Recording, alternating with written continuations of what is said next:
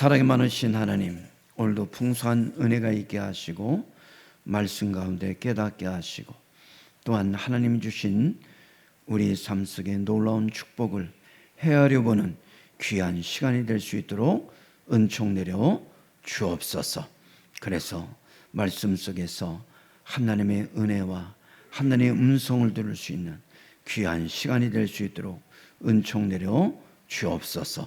감사합니다. 예수님 이름으로 기도하옵나이다. 아멘.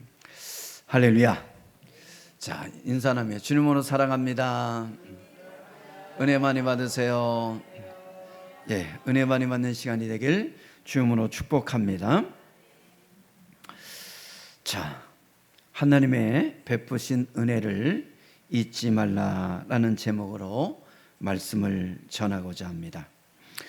우리가 맥추감사절은 단순히 농사의 수확을 감사하는 절기만이 아닙니다.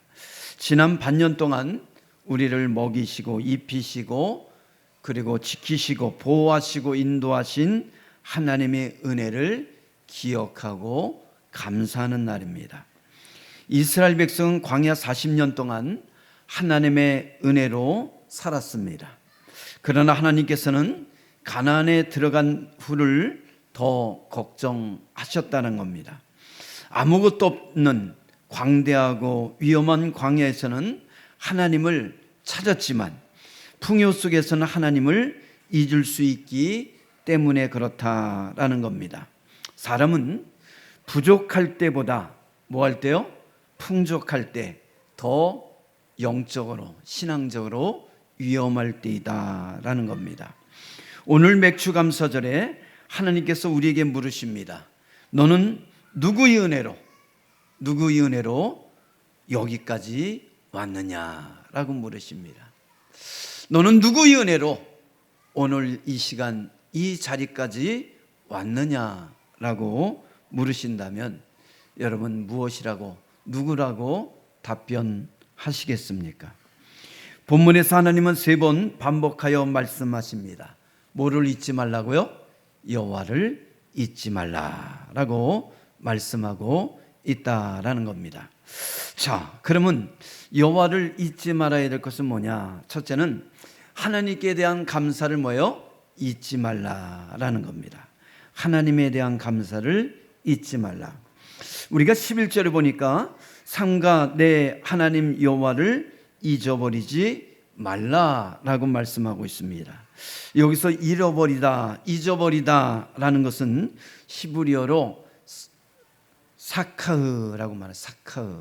사카흐라는 것은 잊다, 기억하지 않다, 무시하다, 소홀히 여기다 라는 뜻을 갖고 있습니다. 이것은 단순한 머리에서 기억이 사라지는 것을 의미하지 않습니다. 머리에서 기억이 사라진 것이 아니라 하나님을 의식하지 않고 살아가며 하나님을 무시하고 순종하지 않는 상태를 이 사카흐라고 말해요. 사카흐. 자, 즉 배부를 때 성공한 후에 하나님의 은혜를 인정하지 않는 것을 말하고 있다는 겁니다.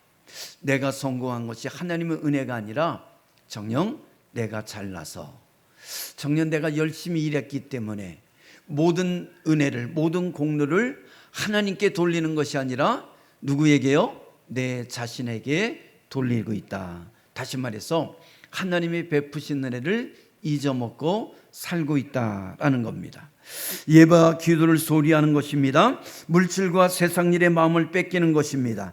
삶의 중심에서 하나님을 밀어내버리는 거예요. 내가 힘들고 어려울 때는 하나님을 붙들고 하나님을 찾았는데 내가 풍요롭고 그리고 모든 것이 넉넉해지니까 정녕 하나님을 내 삶의 중심에서 밀어버려요. 하나님, 정녕 지금 풍요로운 이 상황 속에서는 하나님이 내게 불편합니다 라는 그런 마음을 갖고 있다라는 겁니다.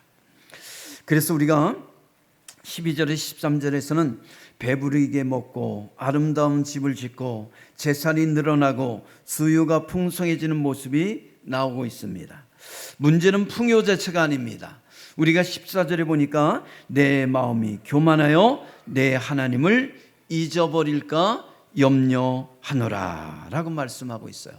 그러니까 배부르고 아름다운 집을 짓고 재산이 늘어나고 소유가 풍성해지니까 정녕 뭐가 문제라는 거요? 하나님을 잊어버릴까 염려하노라 라고 말씀하고 있다는 거예요. 풍요가 교만으로 연결되는 것이 문제다라는 겁니다. 광야에서는 하나님께 매달렸지만 풍요 속에서는 자신을 의지하기 쉽다라는 것이죠. 가난 속에서는, 어려움 속에서는, 광야 속에서는 하나님께 매달렸어요. 정녕 하나님 없이는 난 죽습니다. 하나님의 은혜가 필요합니다. 이 광야에서 나에게 만나를 주세요. 이 광야에서 마실 물을 주세요 라고 그들은 매달렸다는 거예요. 그러나 적과 꿀이 나는 가나안 땅에 들어갔더니 더 이상 하나님 앞에 매달리는 것이 아니라, 하나님을 의지하는 것이 아니라 자기의 힘을 의지하고 자신의 능력을 의지하며 정녕 이 모든 것이 하나님의 은혜로 주어진 것이 아니라 나의 노력으로, 나의 힘으로 주어졌다고 착각하는 그런 삶을 살고 있었다라는 겁니다. 여러분, 정녕 우리 삶 속에 가장 무서운 것은 가난이 아니에요. 가난이 아니라, 물질이 가난이 아니라 하나님께 감사에 잃어버린 가난이라는 거예요. 다시 말해서 하나님께 감사의 가난이 더 무섭다라는 겁니다. 감사를 잃으면 은혜를 잊고, 은혜를 잊으면 누구를 잊어버려요? 하나님을 잊어버리는 삶을 살게 된다라는 겁니다. 한 집사님이 15평 남짓한 작은 식당을 운영하였습니다. 가게 문을 열기 전 교회에 들려 기도했고, 어려운 일이 생길 때마다 하나님께 매달려 기도했습니다. 그런데 음식만이 좋다고 소문이 나면서 손님이 몰려들기 시작했습니다. 자, 사업이 점점 벙창해지면서 직원도 늘리고, 그리고 정녕 2호점, 3호점 이 지점도 내기 시작했습니다. 사업이 점점 번창해지니까 이 주일에도 일을 챙기기 시작했고, 뿐만 아니라 주일에도 매출 걱정에 휴대폰을 붙들고 살아있으며, 뿐만 아니라 예배 중에도 직원들이 보고를 받아야 됐다라는 겁니다. 당연히 새벽 기도는 시간적 여유가 생기지 않는다고 정녕 당연히 빼먹을 수밖에 없었다라는 겁니다. 그리고 시간적 여유가 생기면 다시 나오겠다라고 그렇게 하나님 앞에 통보했습니다. 뭐 했다고요? 통보했어요. 여러분, 신앙은 통보가 아니에요. 하나님 앞에 우리는 가끔 통보하며 살 때가 많이 있다는 거죠. 여러분, 이것만큼 정녕 무례하고 건방진 행동이 어디 있냐는 거예요. 감히 전능하신 하나님 앞에 우리가 통보할 수 있어요, 없어요? 통보할 수 없죠. 우리는 하나님 앞에 늘 나는 부족합니다. 나를 어떻게 여겨주옵소서? 불쌍히 여겨주옵소서.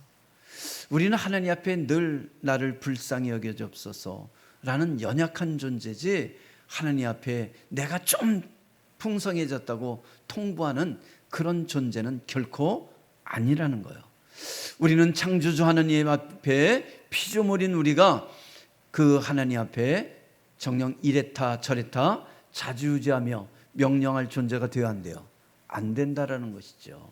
그런데 우리가 나의 존재를 까먹고 가끔 착각해서 하나님 앞에 통보하는 이런 무례하고 이런 엄청난 그런 잘못된 일을 범할 때가 있다라는 것을 기억해야 됩니다. 여러분, 그렇습니다. 하나님 앞에 통보했습니다. 시간적 여유가 생기면 다시 나오겠습니다. 그리고 쉬었다라는 겁니다. 그런데 문제는 그때부터 시작되었습니다. 어느 날 거래처 문제가 발생했고 직원들이 식자재 대금을 빼돌린 횡령 사건이 한꺼번에 터져버렸습니다. 믿었던 사람에게 배신을 당하고 재정적으로도 큰 손실을 입게 되었다라는 것이죠. 지점들은 2호, 3호 지점들이 하나하나 문을 닫기 시작했고 상황은 점점 악화일로로 달려가기 시작했습니다. 그때 그 집사님은 오랜만에 새벽 예배에 나와 눈물을 흘리며 이렇게 고백했다고 합니다. 하나님이 떠나신 것이 아니라 제가 하나님을 떠났습니다. 정녕 하나님이 나를 떠난 줄 알았더니 가만히 봤더니 하나님이 나를 떠난 것이 아니라 내가 하나님을 떠났기에 모든 것이 엉망진창으로 꼬이고 그리고 뒤틀려 버렸습니다 라며 눈물로 기도하기 시작했습니다.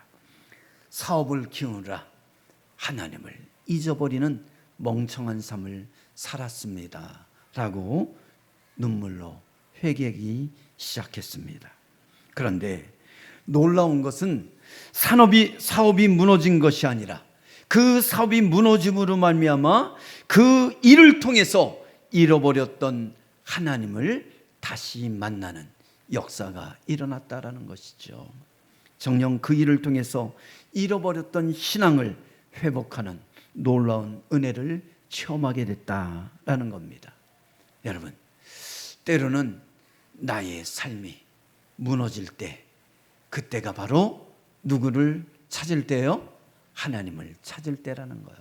그때도 정녕 하나님이 나를 버렸나 봐. 그리고 끊어진 연처럼 날아가 버리면 끝내는 발기발기 찢어져서 정녕 나무에 걸려 찢어버져 그 연 자체가 소멸되는 그런 상황이 벌어질 수 있다라는 겁니다.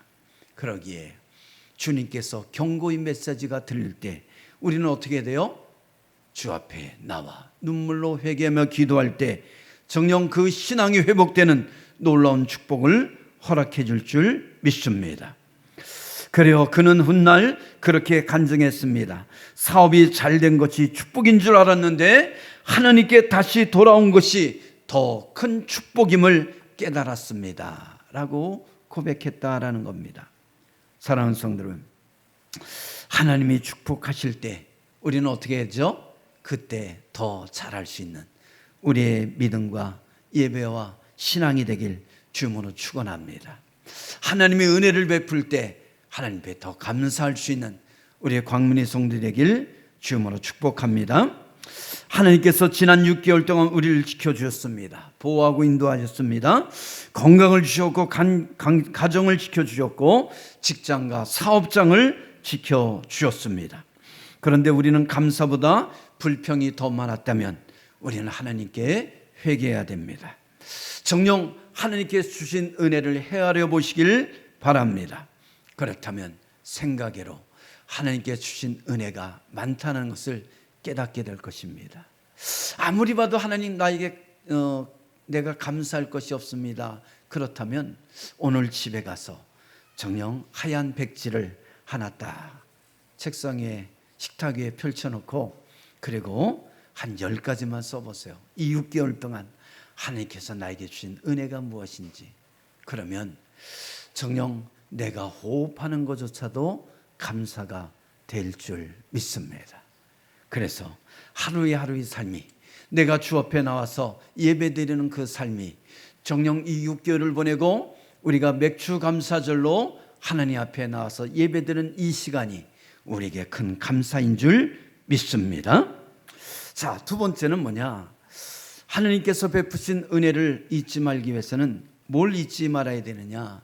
하나님께 축복을 주셨음을 기억하라 라는 거예요. 기억하라. 우리가 15절로 16절에 보면 광대하고 위험한 광야 생활을 회상하고 있는 내용을 볼 수가 있습니다. 자, 거기 광야에서 뭐가 나왔어요? 불뱀이 나왔다고 그래요. 뿐만 아니라 정글도 나왔어요. 그래서 이 불뱀이 나와서 수많은 사람들 물어서 정녕 그들이 그 불뱀에 물려서 고통하며 괴로워하며 죽어갔다라고 말하잖아요. 그때 하나님께서는 모세의 기도를 들으시고 뭐라고 말씀하시죠? 정녕 장대에 불뱀을 매달아 저 한가운데에 꽂아라. 그리고 누구든지 저 불뱀을 쳐다보는 자마다 뭐 할 것이다? 살아날 것이다 라고 말씀하세요. 여러분, 장대에 꽂혀 있는 그 모형 불뱀, 그것을 쳐다보는 것이 어려워요? 아니면 쉬워요? 쉬워요. 근데 그 당시에도 쳐다보지 않아서 죽은 사람이 있을까요? 없을까요? 있었겠죠. 있었어요. 여러분, 그거 쳐다본다고 이 불뱀에서 물려서 퉁퉁 분 이 다리가 정녕 회복될까? 이 독일 빠져나갈까? 내가 살아날까? 라면서 의심하다가 죽은 사람이 있었을 것이라는 겁니다. 우리가 예수 그리스도를 믿으면 구원받습니다. 정녕 예수 그리스도를 믿으면 그 예수 그리스도께서 십자가에 못 박힌 그 보혈의 피가 너희 죄를 대속할 겁니다. 아무리 외쳐도 듣지 않는 사람들이 이 세상에 널려 있다라는 거예요. 그 주님이 은혜가 당신을 구원할 겁니다. 정녕 부활하신 주님께서 주님을 믿기만 하면 당신은 구원을 받습니다. 영생을 얻습니다. 하나님이 자녀가 될 것입니다. 라고 아무리 외쳐내도 정녕 두 귀를 막고 있는 사람들이 얼마나 많이 있냐는 거예요. 그렇다면 광야 한복판에 세워진 저 장대에 꽂혀 있는 불뱀을 보세요. 그러면 당신은 살 겁니다. 아무리 외쳐도 안 본 사람이 있을 거라는 거예요. 그들은 왜 그렇습니까? 믿을 수가 없는 거예요. 정녕 믿음이라는 것은 내 생각을 믿는 것이 아니라 하나님의 말씀을 믿는 것이라는 것을 깨닫길 바랍니다. 여러분, 정녕 내가 살아온 것 같습니까? 이 내 삶 전체를 내가 살아온 것 같아요? 정녕 이 6개월의 삶을 내가 살아온 것 같습니까? 하나님의 은혜가 없었다면 나는 어떻게 됐을지 여러분 한번 생각해 보시길 바랍니다. 가만히 돌이켜보면 순간순간마다 내가 호흡하는 그 호흡마다 하나님의 은혜와 축복이 있었음을 우리가 깨닫게 될 줄 믿습니다. 사랑하는 성도 여러분, 정령이 광대하고 위험한 광야 속에서는 불뱀이 있었고 절괄이 있었고 물 없는 건조한 땅이었습니다. 먹을 것이 없다고 말하고 있어요. 인간적으로는 살 수 있어요, 없어요? 살 수 없는 환경이었습니다. 이스라엘 백성들은 수없이 원망했고 불평했습니다. 그러나 뒤돌아보니 그 모든 시간이 하나님이 뭐였어요? 훈련이었다라고 말하고 있어요. 이 광야 생활이 40년의 광야 생활이 가나안 땅의 축복을 누리기 위한 훈련이었다라고 성경은 우리에게 말씀하고 있다라는 겁니다. 자, 특히 16절 한번 볼까요? 8장 16절 우리 한번 같이 읽어봅니다. 시작. 내 조상들도 알지 못하던 만나를 광야에서 내게 명이셨나니 이는 다 너희를 낮추시며 너를 시험하사 마침내 내게 복을 주려 하심이었더라. 할렐루야. 이 광야의 그 고통, 광야에서의 그 아픔, 광야에서의 시련, 광야에서의 그 어려움, 이것은 우리를 시험해서 우리를 낮추시고 마침내 내게 우리에게 뭐를 주려 함이라고요? 복을 주려 함이었다라고 말씀하고 있어요. 여기서 낮추다라는 것은 히브리어로 아나라고 말합니다. 이것은 겸손하게 하다, 훈련하다, 연단하다라는 뜻을 갖고 있어요. 즉 교만을 깨트리고 하나님만 의지하게 만드는 것을 의미합니다. 여기서 시험하다라는 것은 나사입니다. 이 나사는 넘어뜨리기 위한 시험이 아니라 믿음을 연단하는 훈련을 말합니다. 그리고 목적은 단 하나입니다. 이렇게 연단하고 이렇게 훈련하고 이렇게 낮추시는 목적은 하나라는 거예요. 그게 뭐예요? 그게 뭐예요? 마침내 복을 주시기 위함이라는 거예요. 여러분, 내가 광야를 걷고 있습니까? 정녕 내가 낮춰지고 있습니까? 내가 연단받고 있습니까? 광야 속에서의 그 훈련 속에 있습니까?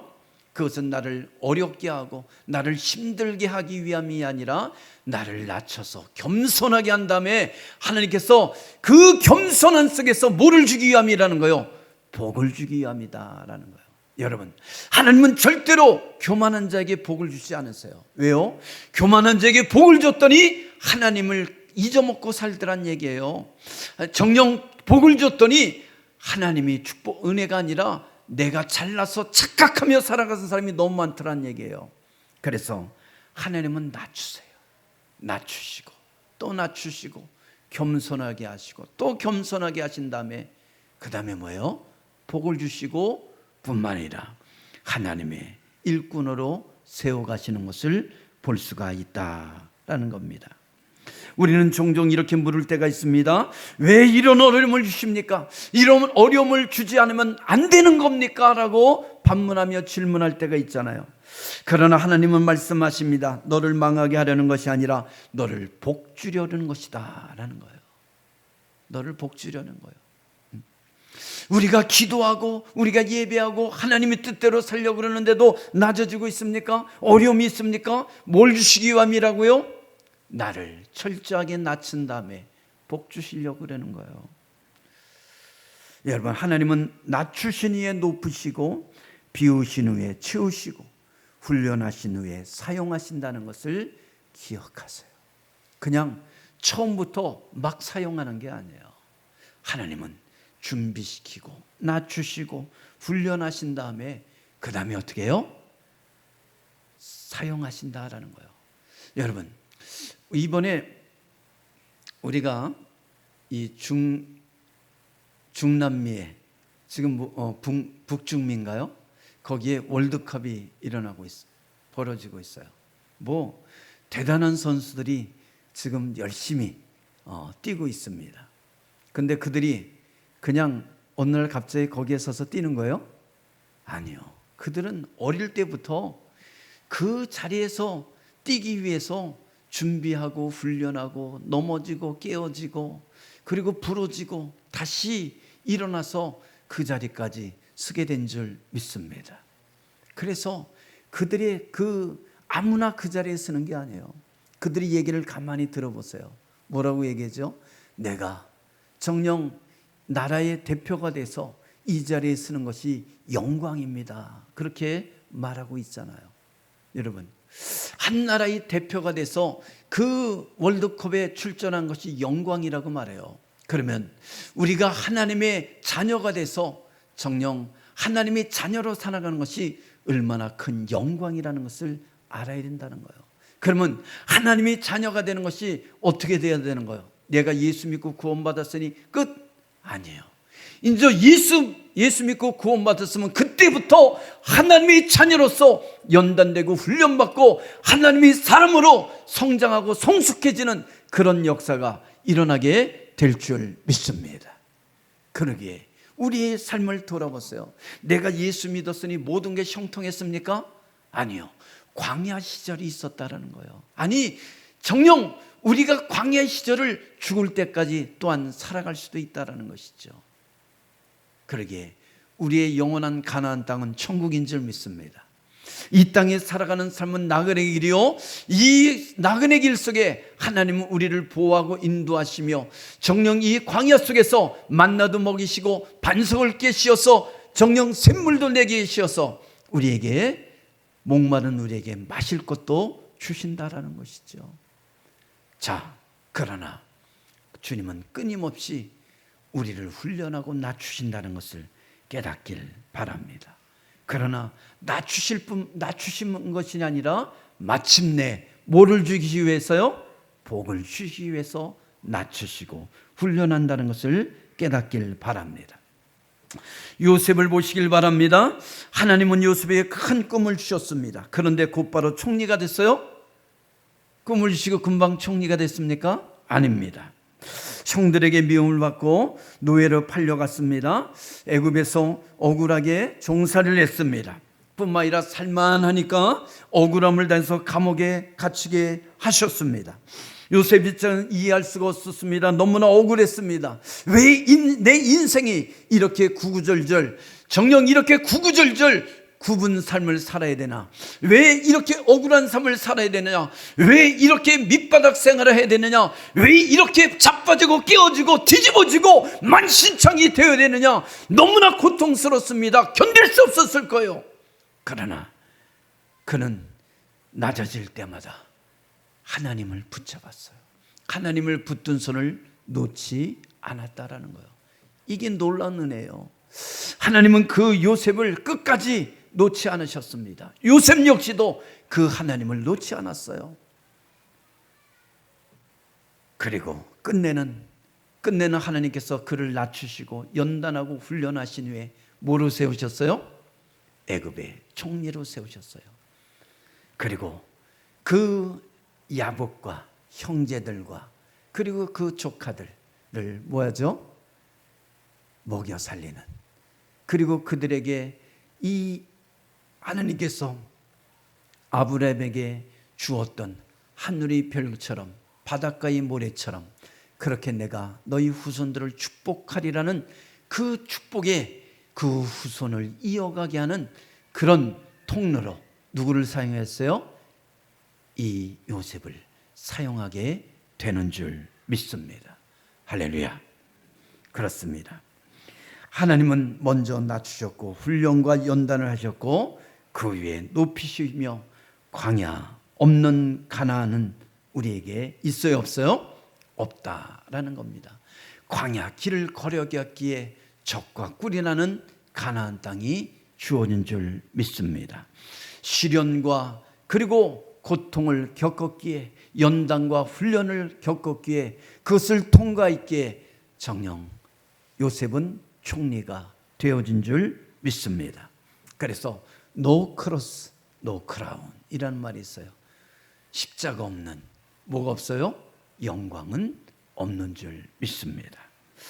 사랑하는 성도 여러분, 혹시 지금 광야를 지나고 계십니까? 사업이 어렵습니까? 아니면 건강이 약해졌습니까?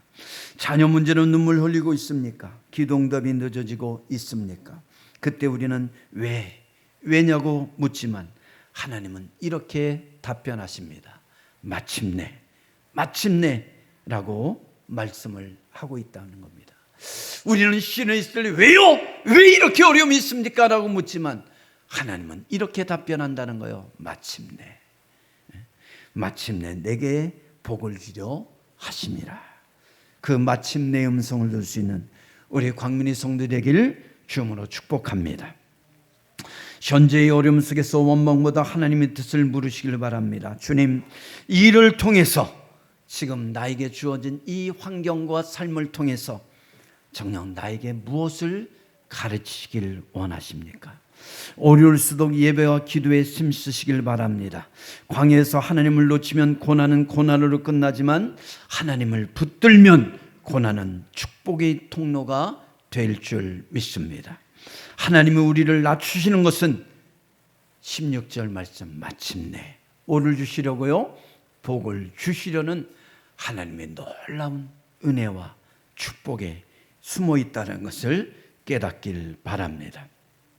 세 번째는 뭐냐면 하나님의 은혜를 기억하면 우리는 축복을 누리게 될 것이다. 그렇게 말씀하고 있습니다. 자, 그래서 모세는 가나안에 들어갈 이스라엘 백성에게 가장 큰 위험은 가나안이 아니라 뭐라고 말했어요? 풍요 속에서 하나님을 잊는 것이라고 경고하고 있습니다. 정녕 풍요 속에서 하나님을 잊어버리는 것이 가장 하나님께서 안타까워하는 그런 위험이라고 경고하고 있다는 겁니다. 17절에서 백성들은 말합니다. 내 능력과 내 손의 힘으로 내가 이 재물을 얻었다라고 말합니다. 정녕 이 광야 시절 40년의 광야 시절을 거쳐서 적과 꿀이는 가나안 땅에 들어가서 축복을 누렸더니 이 사람들이 이렇게 말할 것이라는 거예요. 뭐라고요? 내 능력과 내 손의 힘으로 내가 이 재물을 얻었다. 이는 단순한 자랑이 아니라 하나님 없이도 살 수 있다는 뭐예요? 교만이라는 것이죠. 교만이라는 거예요.